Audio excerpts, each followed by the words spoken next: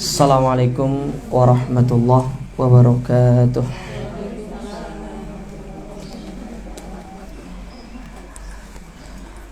Alhamdulillahi ala ihsani wa syukru lahu ala taufiqihi wa amtinani. Wa asyhadu an la ilaha illallah wahdahu la syarika lahu ta'ziman li sya'ni. Wa asyhadu anna Muhammadan ad-da'i ila ridwani. Allahumma salli wa sallim wa ala alihi wa ashabihi wa ikhwani. Kaum muslimat, para ummahat, ibu-ibu yang semoga senantiasa dirahmati Allah. Alhamdulillah, kita bersyukur kepada Allah Azza wa Jalla di pagi hari yang berbahagia ini.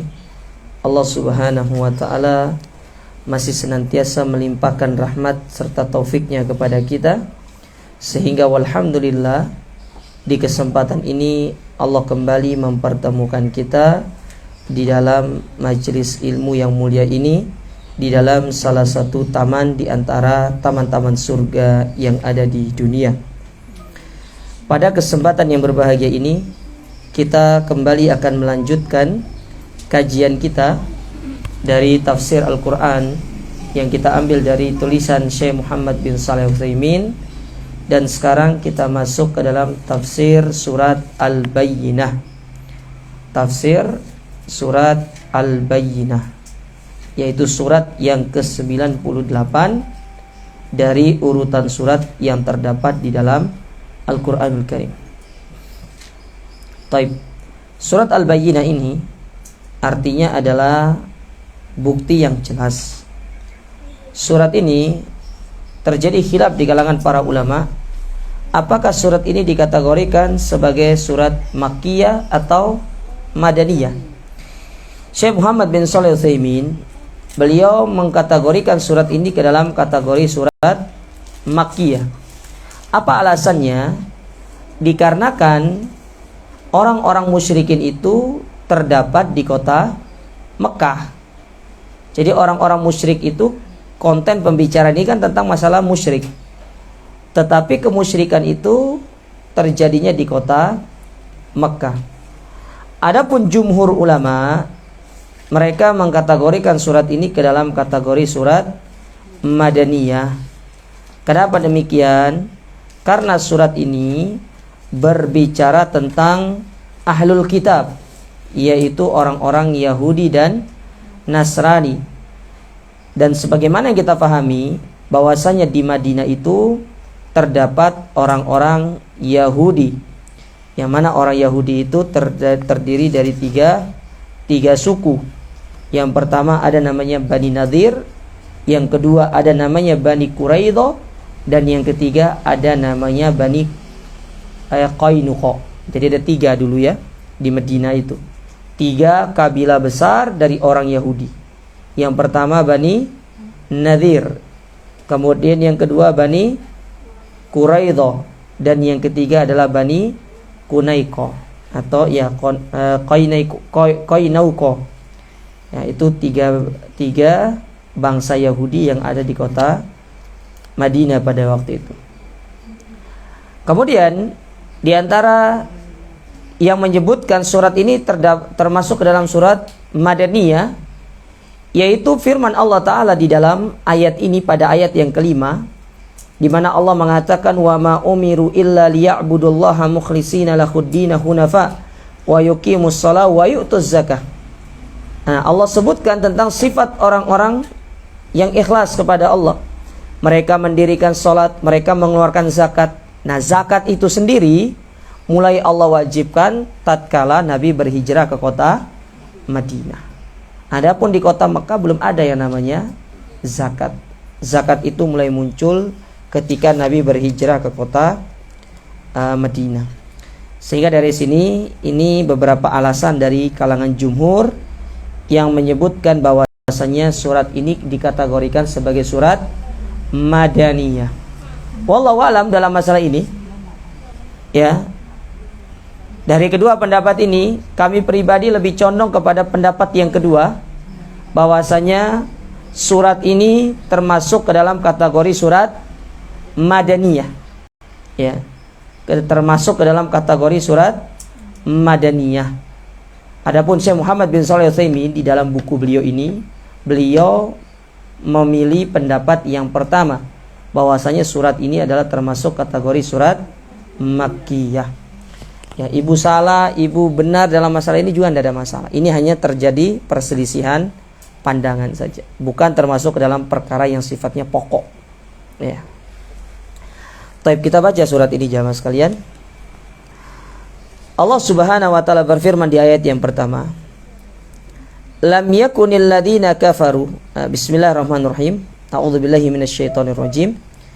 Lam yakunil ladzina kafaru min ahlil kitabi wal musyrikina munfakkina hatta ta'tiyahumul bayyinah. Yang artinya, orang-orang yang kafir dari kalangan ahli kitab dan orang-orang yang berlakukan perbuatan syirik, mereka tidak akan pernah meninggalkan agama mereka sampai datang kepada mereka itu bukti yang nyata.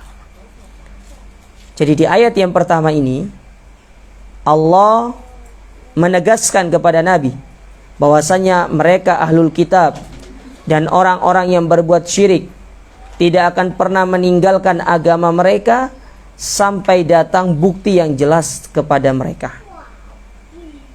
Apa maksudnya ayat ini? Yakni makanal kuffaru min ahlil kitab, yaitu mereka orang-orang kafir dari kalangan ahlul kitab, yaitu dua, Yahudi dan Nasrani. Samau bidzalika li anna sahafahum baqiyat ila an bu'itsan nabiy sallallahu alaihi wasallam wa ma fiha min at-tahrifi wat tabdili wat taghyir. Kenapa mereka dikatakan ahlul kitab? Karena Allah Ta'ala memberikan kepada mereka kitab. Kalau orang Yahudi diberikan apa? Taurat. Orang Nasrani diberikan Injil. Dan kedua kitab ini di zaman Nabi itu masih ada. Ya, sampai sekarang pun masih ada. Cuma sudah terjadi perubahan. Sudah dirombak. Jadi seluruh kitab-kitab samawi yang pernah Allah turunkan, baik itu Al-Quran, kemudian Taurat, Injil, Zabur, Suhuf Ibrahim, Suhuf Musa, dan yang semisalnya dari kitab-kitab samawi, ya, kitab-kitab samawi loh ya, bukan kitab-kitab yang dibuat oleh mereka sendiri, oleh manusia. Seperti misalkan agama Buddha punya kitab namanya apa? Kitab apa? Weda ya. Kalau agama Hindu, nah itu pokoknya. Ya. Ada yang pernah beragama Hindu di sini? Tidak ada. Kan dulu belajar agama kan 5 agama di Indonesia beserta kitabnya, betul? Ya. Apa ibu-ibu? Kalau ibu tidak hafal berarti nggak lulus agamanya. Nggak perlu hafal juga nggak apa-apa. Ya. Kalau Konghucu apa kitabnya? Hah? Ibu tahu juga tidak masuk surga. Serius. Ibu tidak tahu juga tidak masuk neraka. Nah, seluruh kitab-kitab samawi itu semuanya telah dirubah kecuali satu, yaitu Al-Quranul Karim. Dan Allah sudah menjamin Al-Quran ini akan dijaga sama Allah Ta'ala sampai datangnya hari kiamat. Ya, wa inna nahnu nazzalna dzikra wa inna lahu lahafizun.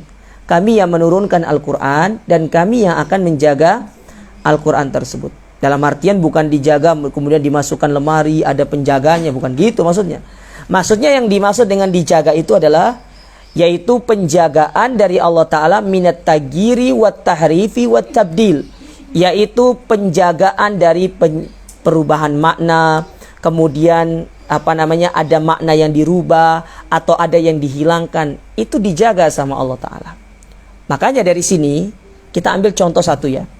Seberapa kuat pun orang-orang menakwilkan tentang firman Allah, misalkan contoh Ar-Rahmanu 'alal arsy istawa, bahwasanya Allah itu bersemayam di atas, tapi ditakwilkan bukan bersemayam tapi menguasai. Tetap akan ada di kalangan para ulama yang menjelaskan makna yang sebenarnya dari ayat tersebut. Gitu maksudnya perubahan. Jadi perubahan itu bukan hanya datang dari orang-orang kafir, tapi juga dilakukan oleh orang-orang Islam itu sendiri.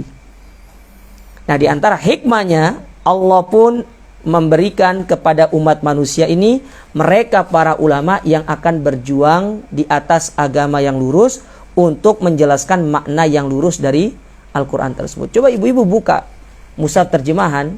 Sebagian mushaf terjemahan itu menerjemahkan seperti Ar-Rahmanu 'alal arsy istawa, yaitu Allah itu menguasai arsy, bukan bersemayam.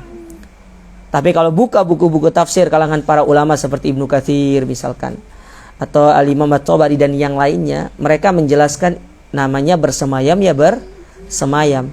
Cuma hakikatnya itu yang tidak ada yang faham. Paham sampai di sini ibu-ibu? Nah, itu kalangan ahlul kitab. Adapun orang-orang musyrikin, siapa mereka orang-orang musyrikin itu? Hum ubadatul ausan min kulli jinsin min bani Israel wa min ghairihim. Dikategorikan mereka itu orang-orang musyrik, yaitu mereka yang beribadah kepada berhala, kepada berhala-berhala, kepada patung. Ya, mereka yang menyembah kepada patung, mereka dikatakan melakukan perbuatan syirik. Ya. Orang Islam berpotensi jatuh ke dalam perbuatan syirik ketika mereka itu menyembah kepada selain Allah. Ya, jadi kesyirikan orang-orang syirik itu bukan hanya melekat pada orang-orang Arab jahiliyah pada waktu itu, tapi juga bisa melekat kepada orang-orang yang sudah mengucapkan kalimat syahadat. Yaitu tentunya ketika mereka tidak meninggalkan ibadah kepada selain Allah. Maka bisa kita itu berpotensi terjatuh ke dalam perbuatan syirik. Taib. Lalu dikatakan di sini, mereka itu tidak akan bisa meninggalkan agama-agama mereka sampai datang kepada mereka bukti yang nyata, bukti yang jelas. Ya, sampai Nabi Muhammad itu bisa mendatangkan bukti yang jelas kepada mereka bahwasanya beliau adalah seorang rasul. Beliau seorang rasul. Di satu sisi, sebenarnya Nabi SAW itu sudah mendatangkan banyak bukti kepada mereka. Namun itulah sifatnya orang-orang ahlul kitab dan juga orang-orang musyrikin. Mereka memang dasarnya tidak mau beriman kepada Nabi SAW. Terutama orang-orang Yahudi. Orang Yahudi itu, ataupun orang Nasrani misalkan, contoh persaksian orang Nasrani yang masih hidup di zaman Nabi, Waraqah bin Naufal, pamannya Khadijah radhiyallahu taala anha. Ketika Nabi pulang dari Gua Hiro yang dalam kondisi ketakutan, lalu Khadijah membawa beliau kepada paman beliau Waraqah bin Naufal untuk bertanya tentang perihal yang dialami oleh suaminya. Maka Waraqah bin Naufal mengatakan, andai kata ketika engkau diutus, aku masih hidup, aku akan membelamu. Karena beliau mengetahui bahwasanya Nabi Muhammad ini atau Muhammad ini benar-benar seorang Nabi. Cuma masalahnya, Waraqah bin Naufal itu meninggal dunia dalam kondisi Muhammad belum resmi diangkat sebagai seorang Nabi. Sehingga para ulama mengkategorikan Waraqah bin Naufal itu masuk ke dalam kategori yaitu orang yang masih berpegang teguh dengan agamanya Nabi Isa, dan pada waktu itu belum ada kewajiban beliau mengikuti Nabi Muhammad karena Nabi Muhammad belum resmi diutus. Berbeda ketika Nabi mendapati Umar bin Khattab membawa lembaran-lembaran Taurat dalam kondisi Umar sudah beriman. Ya, dilihat sama Nabi SAW, Umar itu membawa lembaran-lembaran Taurat. Dari sini para ulama mengambil sebuah pelajaran, Taurat itu dikatakan bukan dalam bentuk satu bundal seperti Al-Quran. Dia hanya berupa lembaran-lembaran. Tapi Allah wa'lam, ya, apakah dia dalam bentuk satu bundal seperti mushaf ataukah dia bentuk lembaran-lembaran. Tapi yang jelas, ketika waktu itu Umar membawa lembaran-lembaran Taurat, langsung seketika itu Nabi menegur Umar dengan mengatakan, amutahawwikuna anta ya Umar, apakah engkau ragu dengan apa yang Allah utus kepadaku, yaitu berupa Al-Quran, sehingga engkau lebih memilih untuk memegang lembaran-lembaran Taurat tersebut. Lalu Nabi mengatakan, andai kata Musa dia hidup di zaman sekarang, ketika aku diutus, maka tidak ada kewajiban dia untuk mendakwakan agamanya, melainkan dia harus beriman kepadaku. Nah, dari sini kita bisa tahu Waraqah bin Naufal, beliau itu meninggal di atas agamanya Nabi Isa karena masih berpegang teguh dengan agamanya Nabi Isa yang lurus. Dan cara kita bisa melihat apakah dia itu masih lurus atau tidak dengan persaksian beliau ketika beliau bertemu dengan Nabi Muhammad sepulang dari gua Hira. Begitu pula orang Yahudi. Orang Yahudi itu juga ngerti tentang Nabi Muhammad akan diutus. Cuma mereka tidak mau beriman karena sudah kandung sombong sama orang-orang Arab pada waktu itu.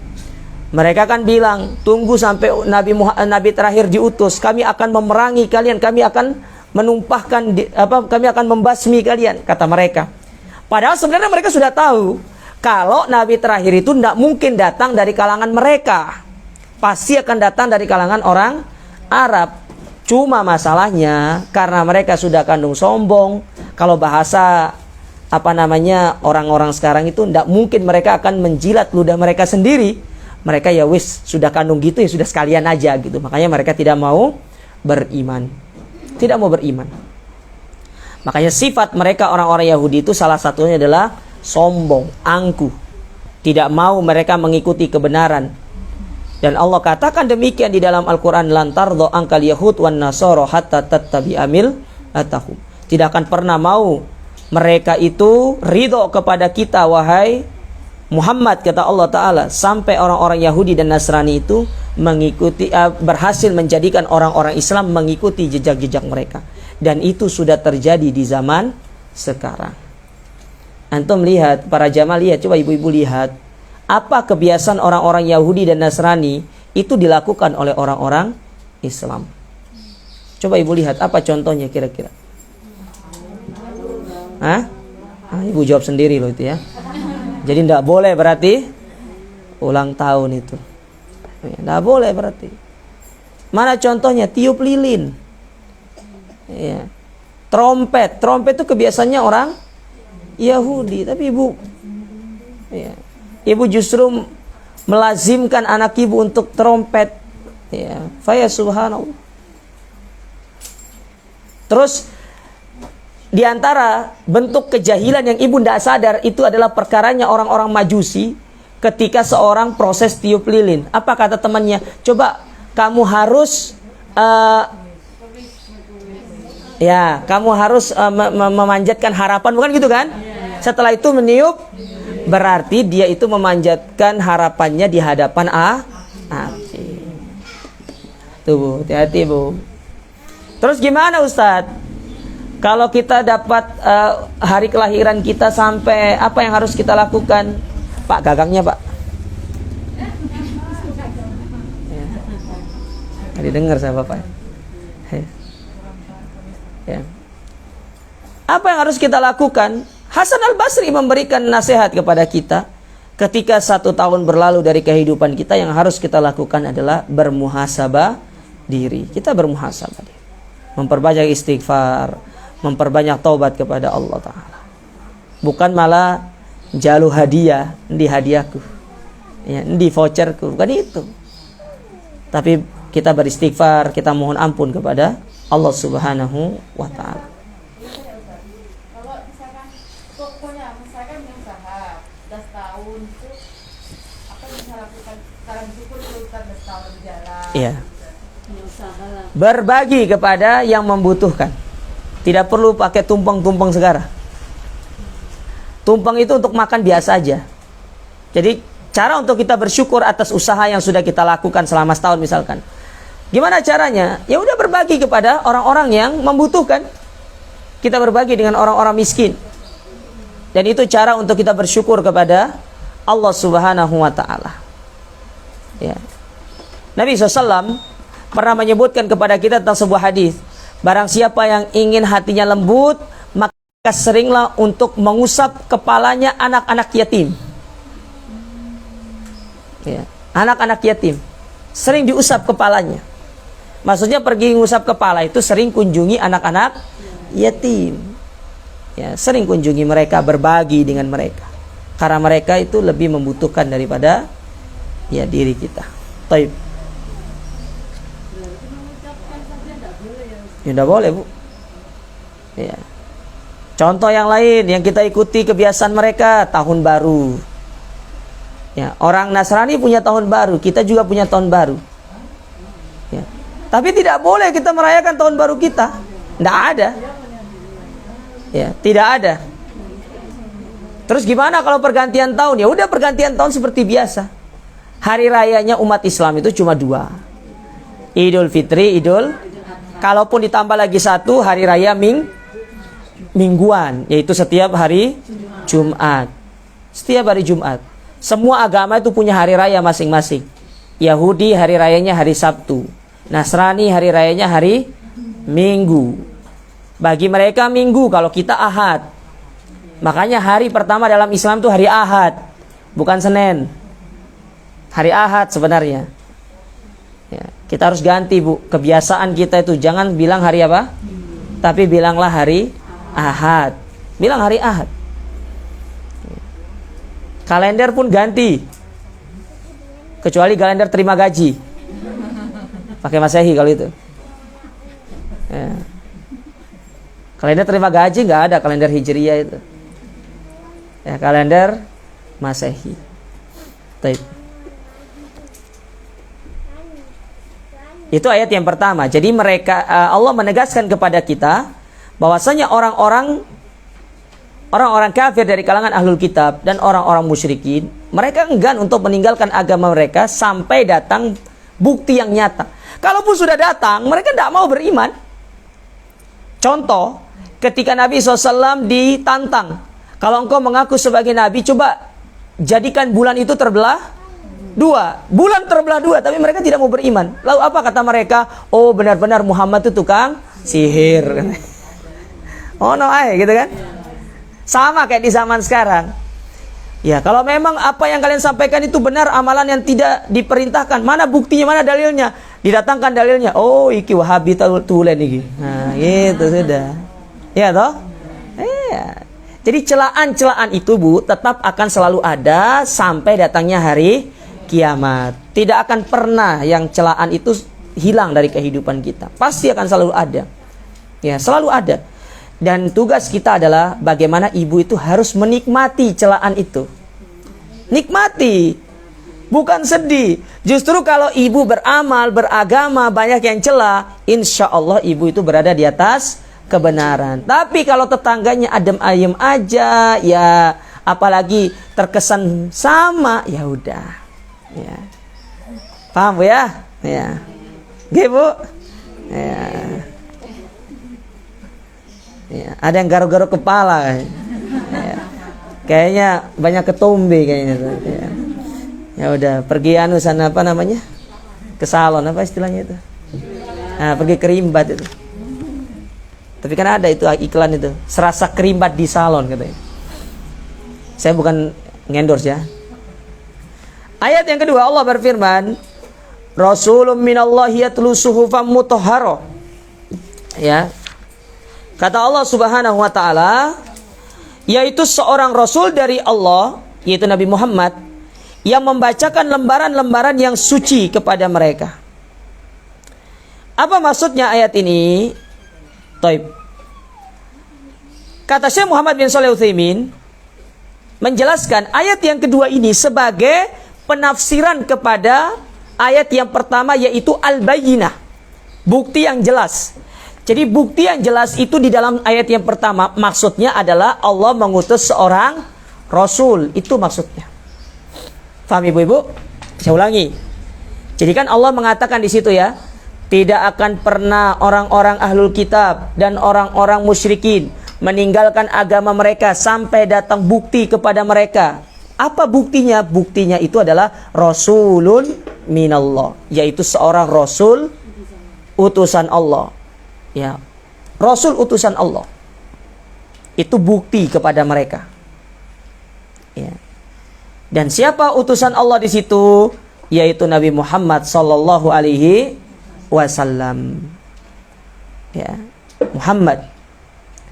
Dan Nabi Muhammad ini adalah Rasul untuk seluruh manusia, bukan hanya terbatas kepada orang Arab saja. Makanya Nabi SAW mengatakan kepada para sahabatnya dan kepada kaum muslimin, utitu khomsan lam yu'tahunna li ahadin min qabl. Aku diberikan 5 hal dan tidak diberikan kepada orang-orang sebelumku dari kalangan Nabi. Yang pertama kata Nabi SAW, nusirtu bi rabbi masirata syahrin. Aku dimenangkan oleh Allah Ta'ala atas musuh-musuhku 1 bulan perjalanan sebelum aku menyerang mereka. Jadi kalau dulu, orang-orang yang tidak beriman dahulu mendengar Nabi mau perang, sudah mencret dia. Kalau sekarang musuh-musuh Islam mau menyerang kita, kita yang mencret. Laku super tetra.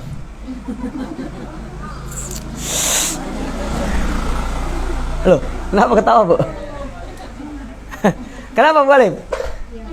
Hah? Itu kan obat zaman dulu kan, betul ya? Iya, kalau sekarang apa obatnya, Bu? Iya. Zaman dulu itu tetra, ya kan? Super tetra, ya assalam. Sapi kan, Pak? Iya. Baik.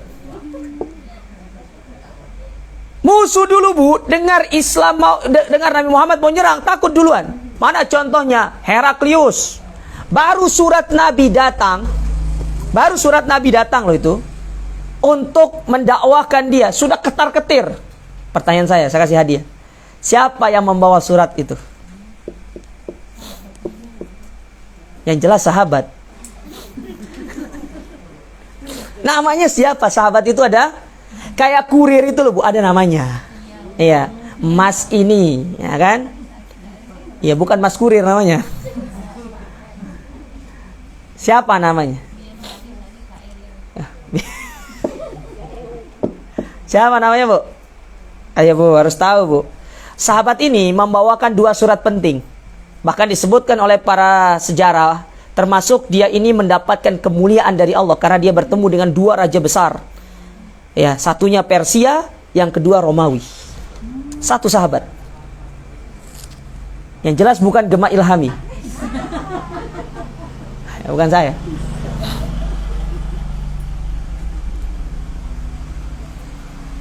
Nggak tahu? Catat. Minggu depan saya tanya. Namanya Abdullah ibn Hudzafa As-Sahmi. Abdullah ibn Hudzafa As-Sahmi. Ya. Itu satu orang sahabat yang membawa 2 surat. Pertama ketemu dengan Kisra Persia.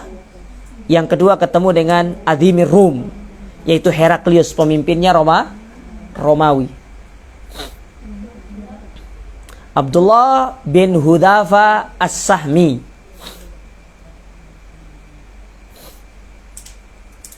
Sudah dicatat, Bu? Siapa namanya?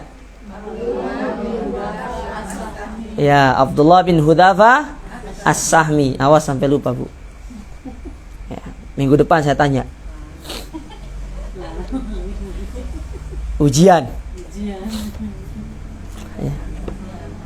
Nah, dikisahkan di dalam kisah yang sangat indah, Abdullah bin Hudzafa As-Sahmi ini datang membawa surat tersebut. Lalu dikisahkan oleh para perawi hadis bagaimana dia Heraklius itu mulai ketakutan. Ya, takut dengan datangnya surat tersebut.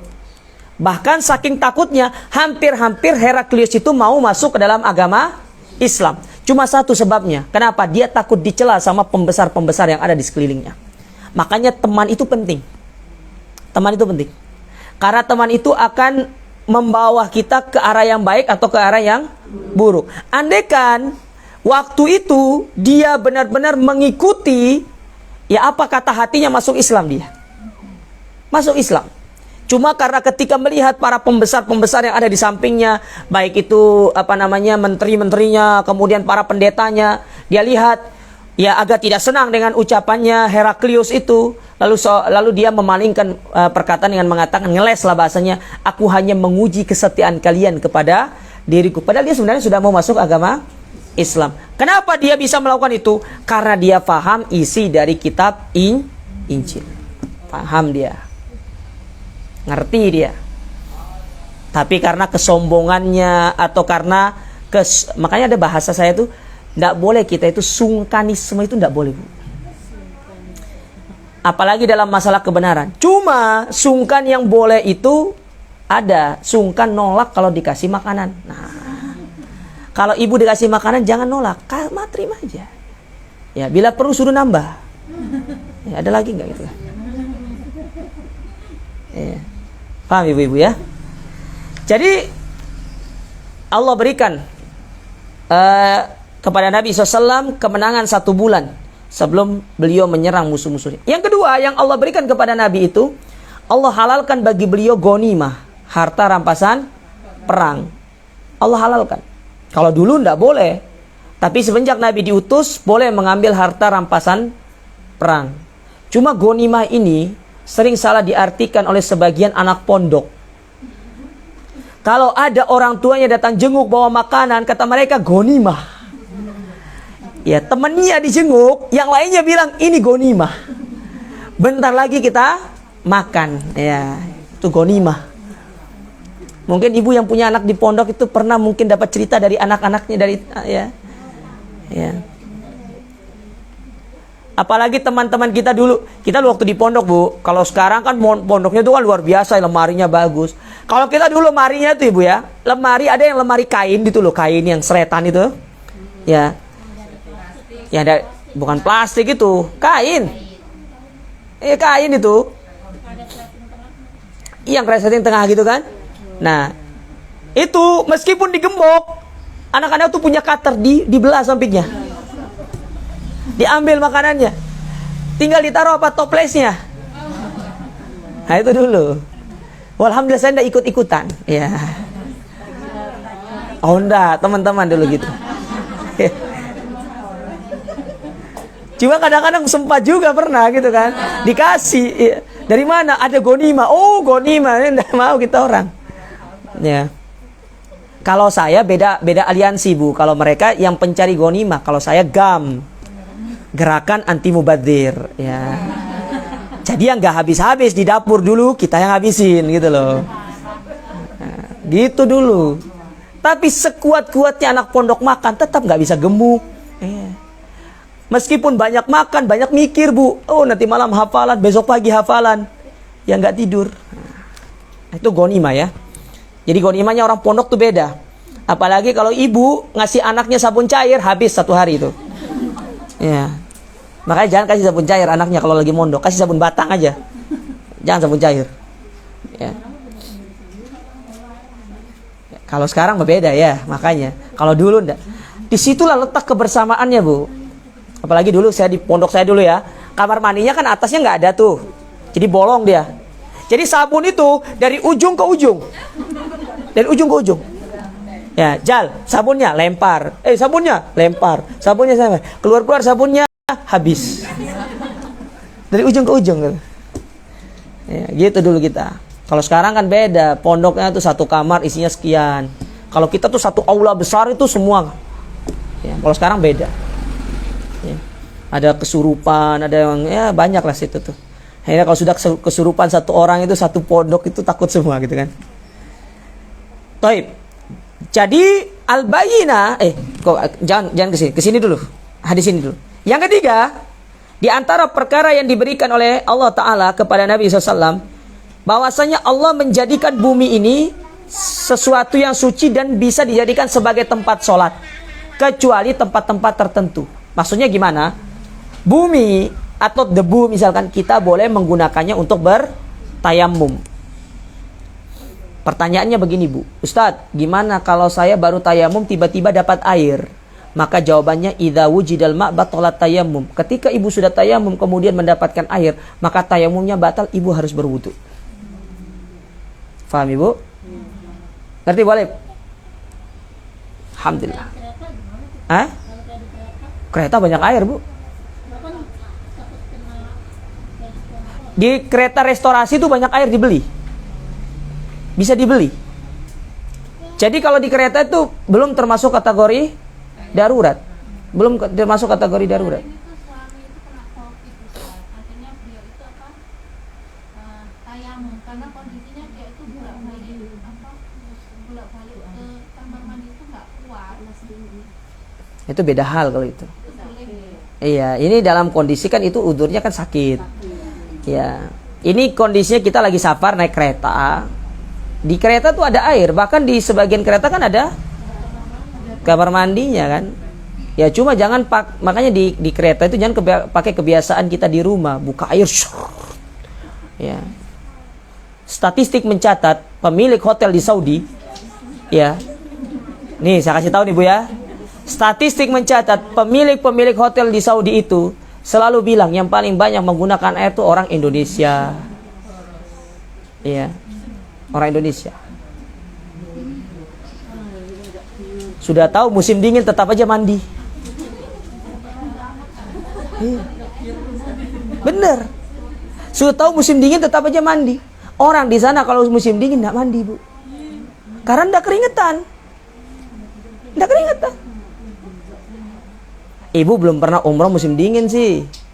Coba umrah musim dingin, enggak ada keringat wala bau. Iya. Saya doakan semuanya umroh insyaallah. Enggak kayak kita. Ya, musim dingin tetap mandi di sana enggak. Ya, pemenang musim panas. Ya. Kemudian yang keempat, kata Nabi SAW, sudah kan?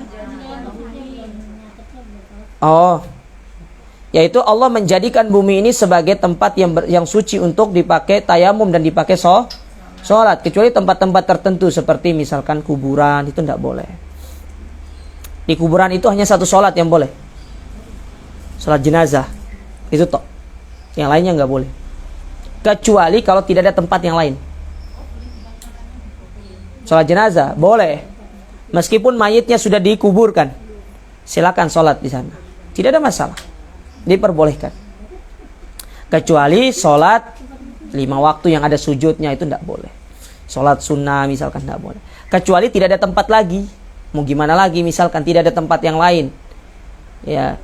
Maka itu masuk dalam kondisi. Tapi bumi Allah ini luas ibu-ibu sekalian. Luas. Ya. Maka coba lihat di antara fenomena yang sering kita dapati, ya, dan ini sering kita dapati dengan mata sendiri.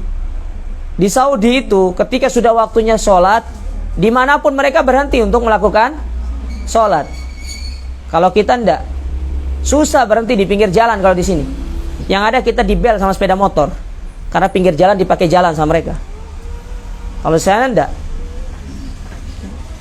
Nah, ini pentingnya menjaga yang namanya sholat itu. Yang keempat, kata Nabi SAW, wa yursiltu ilal khalqi kafa. Itu yang keempat ya, atau kelima? Yang keempat. Dan aku diutus oleh Allah Subhanahu wa taala kepada sekalian manusia. Jadi bukan hanya kepada orang Arab, bukan hanya kepada manusia, tapi juga Allah mengutus Muhammad itu kepada bangsa jin. Ya, bangsa jin. Jadi kalau ditanya jin itu siapa nabinya? Ya Nabi Muhammad. Syariat siapa yang diikuti? Syariatnya Nabi Muhammad. Apakah sholat mereka sama dengan kita? Kalau mereka mengikuti syariatnya Nabi Muhammad, maka bisa kita katakan sholat mereka sama. Tata cara sholatnya sama. Apakah mereka mengeluarkan zakat? Wallahu a'lam juga, saya tidak ngerti. Ya. Coba nanti ibu-ibu tanya Ustaz Abu Hudzaifah, siapa tahu beliau pernah anunya. Iya, berkomunikasi. Wallahu a'lam. Ya. Cuma tetap disyariatkan kepada mereka. Makanya ada jin yang kafir, ada jin yang muslim. Muslim pun demikian. Ada muslim, ada jin yang salafi, ada jin yang ya itu ada itu. Ada, Bu. Yang khawarid ada. Jin khawarid itu ada. jin Khawarid, kemudian jin Mu'tazilah itu ada. Ya, ada jin yang pergi jaulah itu ada. Jin Salafinya ada. Ya, ada. Taib. Nah, itu 5 ya? 4. Oh ya, berarti yang terakhir. Ya, yang terakhir. Yang terakhir itu kata Nabi SAW, wa khutima biya an-nubuwah. Aku sebagai penutup para nabi. Makanya nabi terakhir itu sudah tidak ada. Nabi Muhammad yang terakhir. Makanya ada dulu itu yang mengaku sebagai nabi yang bernama Mirza Ghulam Ahmad. Maka kita katakan dia adalah seorang pendusta. Karena kenabian itu sudah ditutup. Fase kenabian itu ditutup. Setelah itu apa yang datang? Yaitu fase mujaddid. Yang memperbaharui agama ini. Bukan memperbaharui maksudnya melakukan ajaran baru. Tidak. Tapi ajarannya Nabi Muhammad yang sudah ada, yang sudah mulai ditinggalkan, itu diangkat kembali supaya kita lebih mengenalnya. Ya, kalau di zaman sekarang, di zaman tahun 2000-an ini, ya abad yang ke-20 berapa ini? Abad 21 ya. Abad 21 ini diantara mujaddidnya siapa contohnya? Seperti Syekh Muhammad Nasiruddin Al-Albani misalkan. Ya, atau yang masih masih hidup diantara seperti Syekh Abdul Muhsin misalkan. Nah, itu diantara mujaddid. Ya, yang masih hidup. Itu para ulama kita yang masih hidup, yang mereka berjuang untuk tetap supaya ajaran yang benar ini dikenal oleh masyarakat.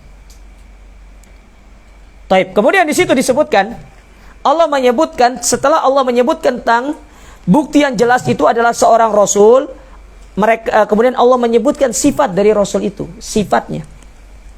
Apa sifat rasul tersebut? Allah mengatakan yatlu suhufam mutahhara, yang mana dia itu membaca kitab yang suci. Ya. Membaca kitab yang suci. Maksudnya kitab yang suci di sini adalah Al-Qur'an. Ya, Al-Qur'anul Karim.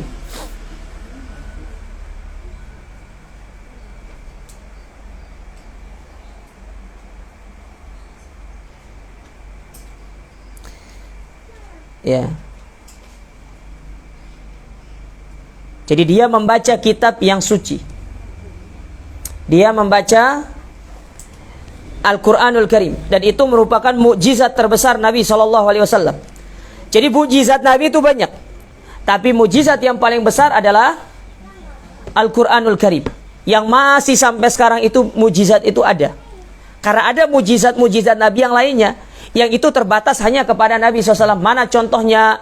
Seperti ya, dari jari Nabi itu keluar air. Maka jangan dikiaskan nanti. Ibu pergi pulang ke rumah, taruh selang di sini. Saya bisa mengeluarkan air dari tangan saya. Shhh, gitu kan. Padahal ada selangnya di sini. Ini enggak benar keluar air. Kemudian Nabi SAW pernah meludahi selendangnya untuk supaya saya lupa. Ada yang buta itu bisa apa? Bisa melihat. Ya, kemudian Nabi SAW juga pernah memotong pelepah kurma menjadi 2 supaya 2 orang yang ada di kubur yang sedang disiksa sama Allah Ta'ala itu ringan azabnya. Tapi itu tidak bisa dikiaskan. Ibu kiaskan dengan pelepah pisang.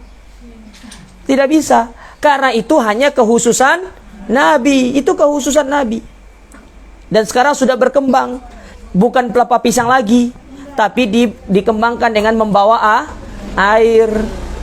Membawa air, disiram, ya pakai kendi, setelah itu dikasih bunga kayak orang mau nikah. Ya. Nggak ada. Nabi itu mengambil pelepah kurma itu karena beliau mendapat wahyu, wahyu dari Allah bahwasanya kedua penduduk kuburan ini dia sedang diazab. Dan tidak semua kuburan digitukan sama Nabi SAW. Tidak semua. Hanya kuburan yang pas waktu itu dilewati oleh beliau. Maka ini tidak bisa dikiaskan ibu-ibu.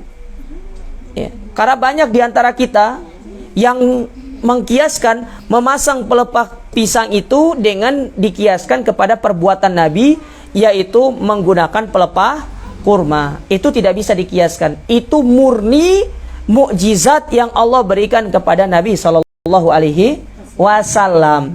Adapun kita tidak berlaku mukjizat tersebut. Tidak berlaku. Ya. Makanya jangan diikuti. Nabi sudah mencontohkan kepada kita tata cara kita itu menguburkan jenazah, memperlakukan jenazah mulai dari mengkafaninya, memandikannya, sampai kemudian nanti terakhir yaitu kita menguburkannya. Sudah diajarkan sama Nabi SAW semuanya. Tinggal ibu mau baca atau tidak di dalam kitab fikih janaiz. Baca, biar ngerti apa yang harus dilakukan. Termasuk salah satu contoh yang sering kita lupakan ini ibu-ibu. Ketika kita mendapati seseorang yang sedang sakaratul maut, kita itu berkumpul di sampingnya dia. Padahal yang boleh hanya satu orang. Satu orang saja. Itu yang pertama. Yang kedua, kata para ulama, sebagaimana dibawakan oleh Imam Al-Qurtubi, bahwasanya ketika seseorang yang sedang dalam kondisi sakaratul maut sudah bisa mengucapkan la ilaha illallah, maka sudah, tidak usah diulangi lagi. Cukup sekali saja. Karena takutnya ketika dia terus kita paksa mengulanginya, dia akan merasa gelisah.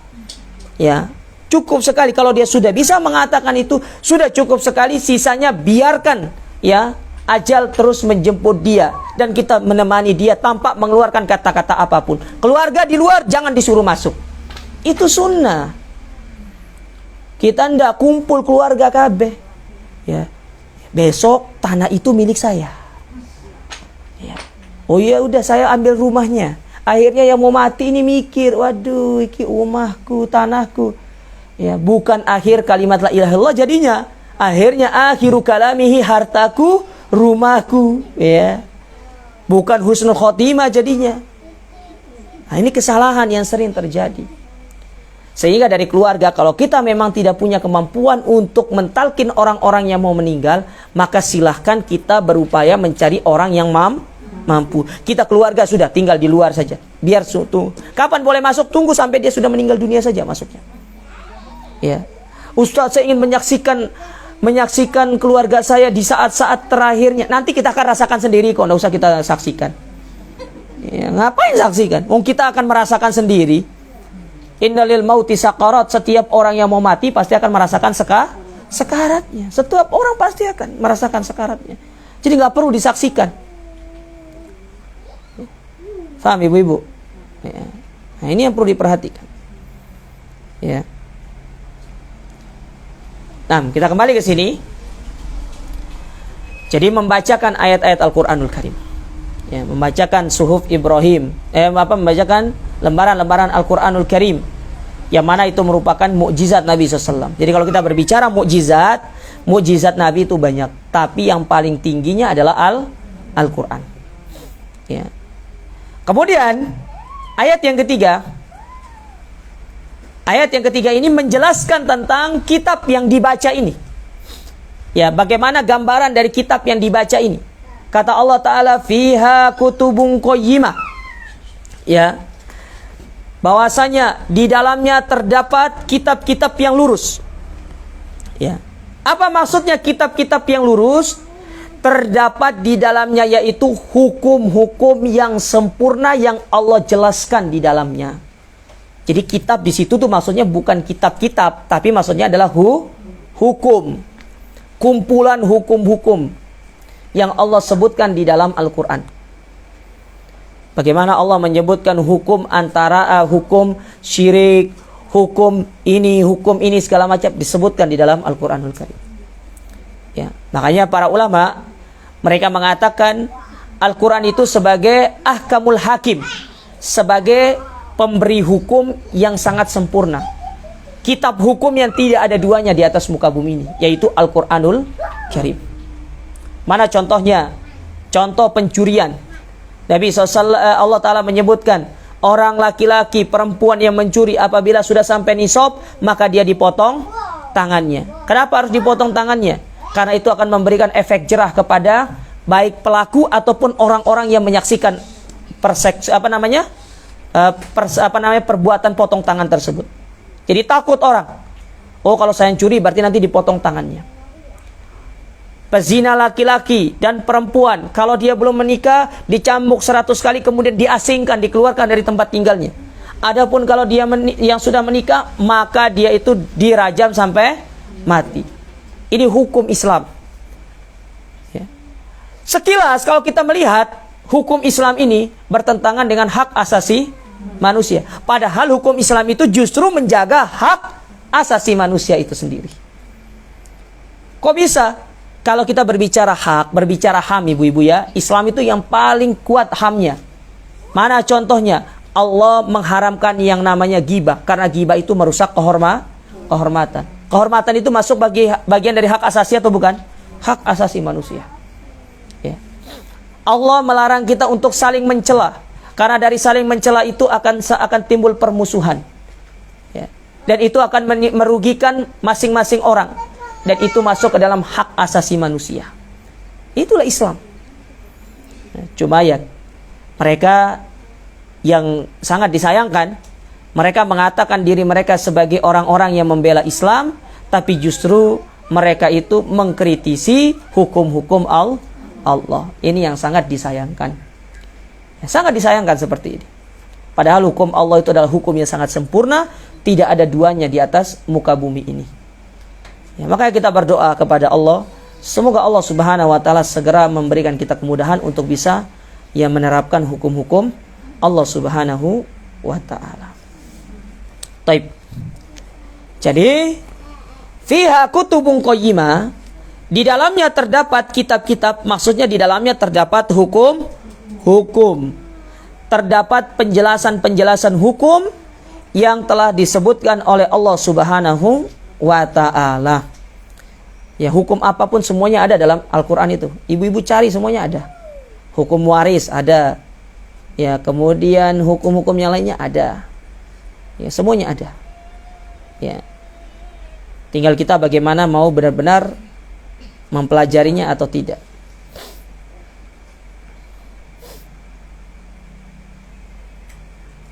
Ayat yang keempat, Allah Subhanahu wa taala berfirman, "Wa ma tafarraqal ladzina utul kitaba illa min ba'di ma ja'atuhumul bayyinah." Dan tidaklah terpecah belah orang-orang ahli kitab melainkan setelah datang kepada mereka bukti yang nyata. Maksudnya, ya, sebelum Nabi datang ke kota Madinah, ya, mereka orang-orang Yahudi itu sepakat untuk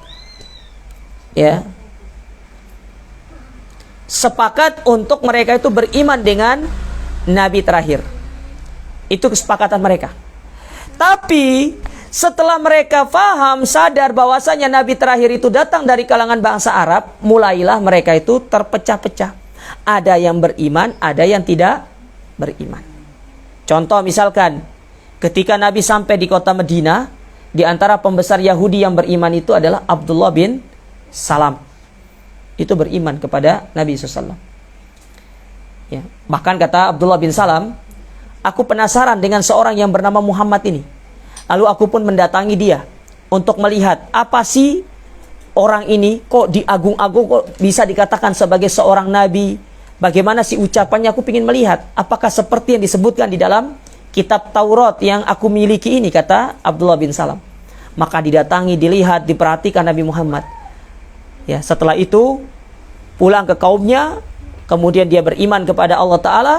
Lalu setelah dia beriman, apa persaksian Abdullah bin Salam? Kata Abdullah bin Salam, awwalu kalamin sami'tu min Muhammadin. Perkataan pertama yang aku dengar dari Muhammad itu ketika aku melihat dia, ketika dia sampai di kota Madinah. Apa kata dia? Ayyuhan nas afsus salam wa at'imut ta'am wasilul arham wa sallu bil laili wan nasuniyam tadkhulul jannata bisalam. Wahai manusia, tebarkanlah salam. Nah, ibu-ibu, salam bu, penting. Salam itu meluruskan yang bengkok, mencairkan yang beku. Itu salam. Orang yang saling memboikot, Nabi sebutkan yang baik di antara keduanya yang memulai dengan apa?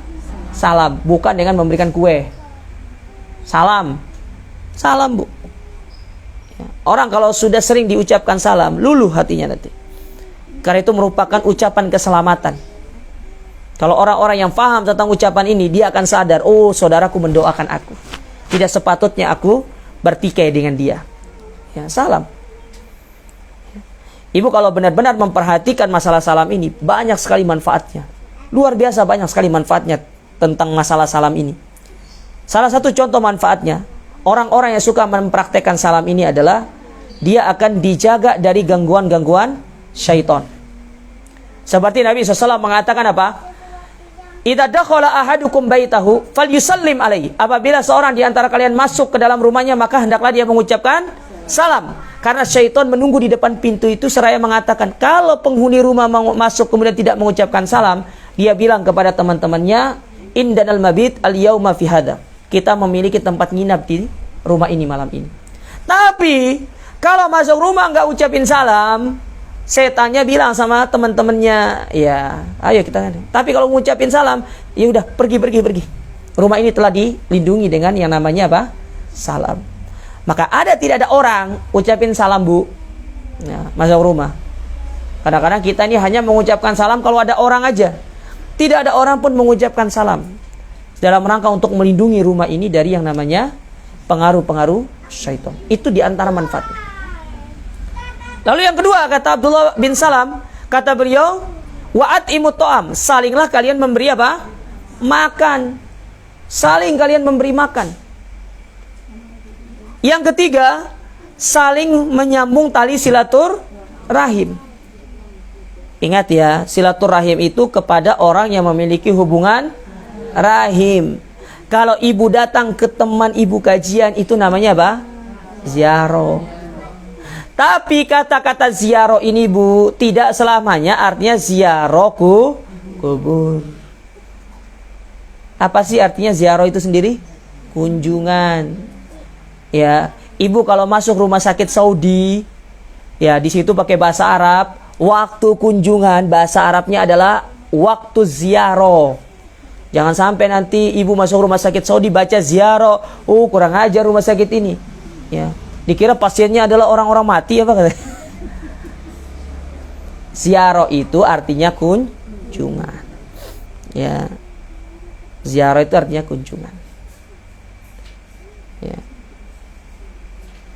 Itu namanya ziarah. Jadi tidak selamanya ziarah itu artinya ziarah kubur. Telepon temannya, "Ana mau ziarah." Ente kira Anda sudah mati gitu kan. Kadang-kadang harus beliau seperti itu, Bu. Ya. Ini bentuk kejahilan kita karena kita tidak mengerti tentang istilah syariat. Jangan hanya sekedar kita pakai tapi kita tidak ngerti. Ini yang sangat berbahaya. Ya. Nah, kemudian kata Abdullah bin Salam, perkara yang keempat yang didengar dari Nabi SAW, dan sholatlah kalian di malam hari. Saya mau tanya sama ibu, kapan ibu pertama kali meninggalkan sholat malam selepas Ramadan?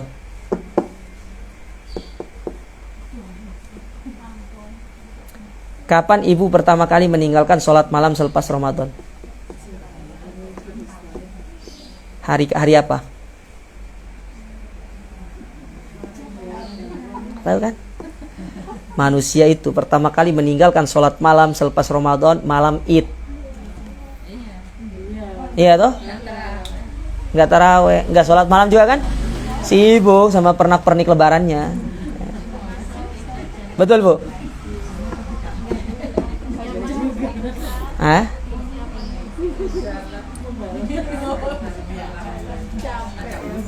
Makanya, Bu, kita kembali lagi ya. Jangan sampai sebulan ada bekasnya. Kembali lagi, semangat. Kalau sebulan yang kemarin mungkin kita semangat, ya kita bisa melakukan karena memang atmosfernya. Paling tidak ketika kita keluar di bulan Ramadan, ya jangan berhenti langsung. Ya kurangin jumlahnya aja. Ya entah itu 3 kah, entah itu 5 kah. Ya syukur-syukur kalau bisa tetap apa? 11. Ibu kalau jualan aja pengen untung banyak. Giliran ibadah nggak mau.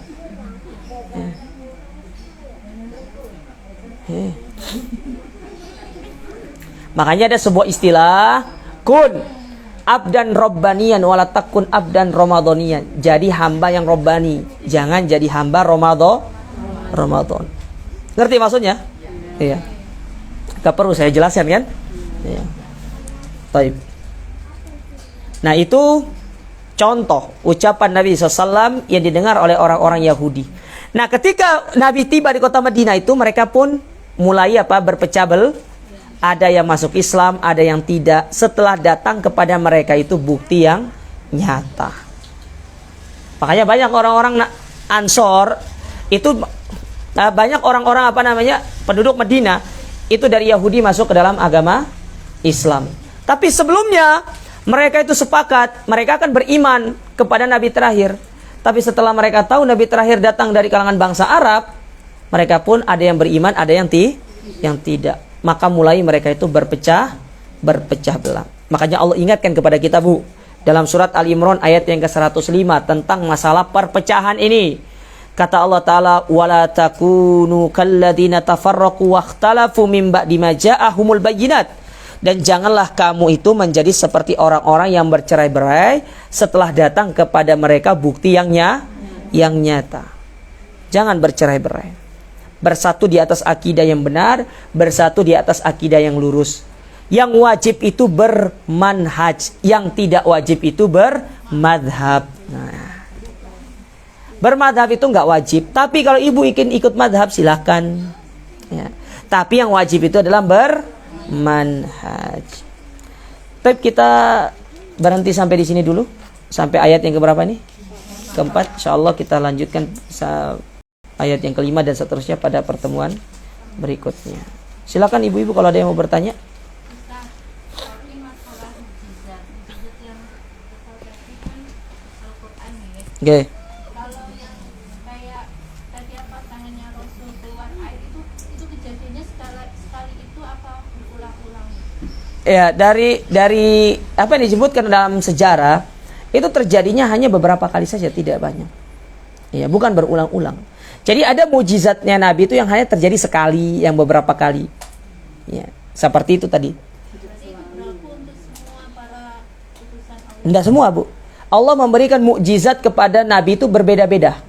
Contoh Nabi Musa, di antara mukjizatnya selain Taurat, Allah menjadikan tongkat Nabi Musa itu bisa merubah menjadi ular. Nah, tapi tidak di zaman Nabi tidak ada. Di zaman Nabi Muhammad nggak ada.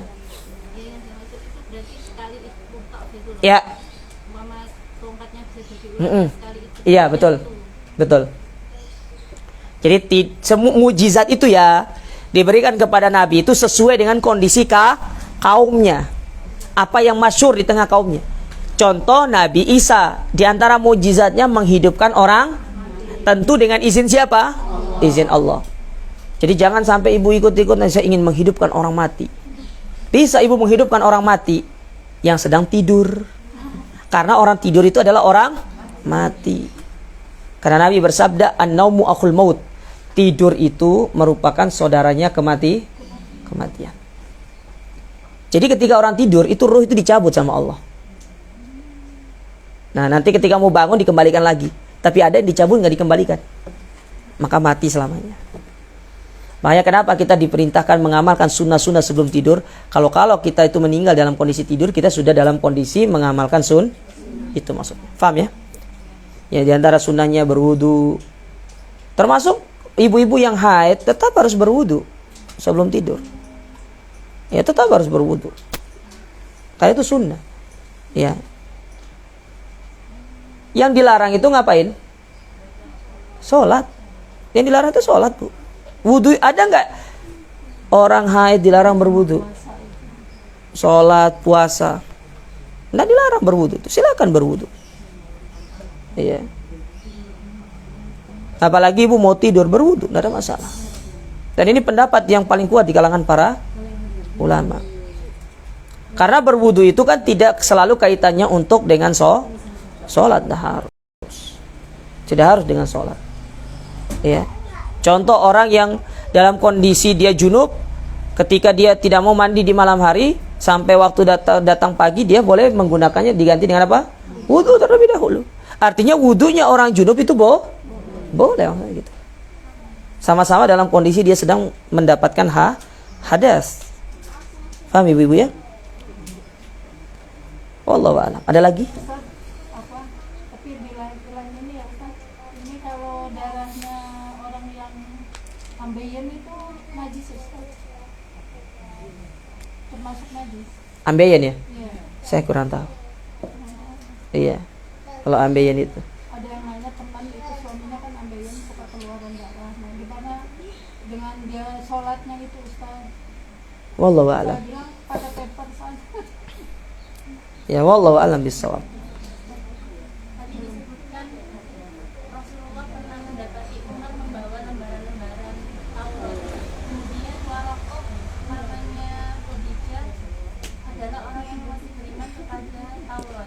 Bukan Taurat, Injil. Oh, Injil saja. Iya, Injil. Bahkan bukan Taurat. Iya. Kalaupun Taurat tidak ada masalah karena Nabi belum diutus pada waktu itu. Jadi ada dua. Kondisinya dua beda. Waroko itu masanya sebelum Nabi diutus. Dan para ulama berselisih pendapat apakah masa itu disebut dengan masa fatroh, masa tidak ada kenabi. Ya, maka dikatakan itu bukan masa fatroh. Ya. Kenapa itu tidak dikatakan dengan masa fatroh? Karena sisa-sisa agama Nabi Ibrahim, agama Nabi Isa itu masih ada. Dan masih ada orang yang beriman. Jadi tidak dikatakan sebagai zaman fatroh, zaman yang kosong dari apa? Kenabian. Jadi syariatnya mereka itu tetap berjalan sampai datangnya Nabi Muhammad itu. Ya. Jadi kondisinya berbeda dua orang ini. Umar dimarahin sama Nabi karena kondisi Umar itu dalam sudah beriman. Masih memegang Taurat. Tapi Waraqah bin Naufal itu kondisinya Nabi belum diutus sebagai seorang Nabi.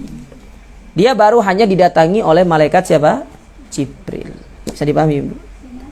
Tapi saya rasa cukup ya, Ibu-ibu ya. Ini bisa kita ambil. Yang salam itu dianjurkan untuk penghuni rumah atau termasuk juga tamu. Kalau misalkan tamu itu Nasrani, Muslim, dia otomatis nggak mengucap salam. Apa Sultan itu juga berdoa kalau dia bakal bisa bermalam di rumah? Oh tidak. Ya tidak seperti itu. Ya, tidak seperti itu. Jadi sebisa mungkin, kalaupun misalkan harus kedatangan tamu seorang non muslim, ya maka sebisa mungkin kita memperlakukan dia dengan sebaik-baiknya. Dan salah satu hal yang perlu ibu harus tanamkan dalam ibu ketika bertemu dengan seorang tamu yang non muslim, selalu senantiasa doakan dia supaya mendapatkan hidayah. Ya, dapatkan hidayah dalam hati. Kalau ibu mau terang-terangan boleh, tidak ada masalah. Yang penting tidak timbul masalah. Kalau timbul masalah jangan. Tapi kalau tidak timbul masalah diucapkan itu lebih bagus. Iya, pakai bahasa Arab saja. Allah yahdik gitu kan. Iya. Apa itu artinya? Saya doakan kamu kebaikan. Gitu aja. Hidayah baik atau tidak? Baik, iya kan? Ya, hidayah itu baik. Doakan dia dapat hidayah. Siapa tahu dengan doa-doa kita, saudara-saudara kita yang non muslim itu bisa mendapatkan hidayah. Taib, saya rasa cukup. Ini yang bisa saya sampaikan pada kesempatan berbahagia ini.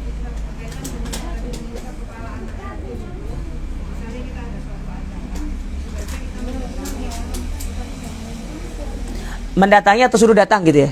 Iya. Sebenarnya mau datangnya atau tidak, atau dia datangi kita tidak ada masalah sebenarnya. Tapi kalau dari konteks hadis, Nabi SAW menyuruh kita untuk sering-sering mengunjungi mereka. Kita yang mengunjungi apa? Mereka. Itu lebih baiknya tuh seperti itu. Bisa dipahami ibu-ibu ya? Baik, Allahu a'lam. Ini yang bisa saya sampaikan. Kita akhiri dengan doa kafaratul majlis. Subhanakallahumma rabbana bihamdika asyhadu an la ilaha illa anta astaghfiruka wa atubu ilaik. Assalamualaikum warahmatullahi wabarakatuh.